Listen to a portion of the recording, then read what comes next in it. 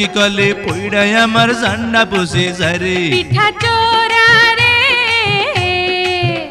আরে পিঠার ঝালে কেন হা মুখে পান সুপারি তুই দে। আরে কেমন তোমার বাহাদুরি খবর গেছি পাইয়া, একটা পিঠা খাইয়া তুমি গেছো কাহিল হইয়া। আপা পিঠা রে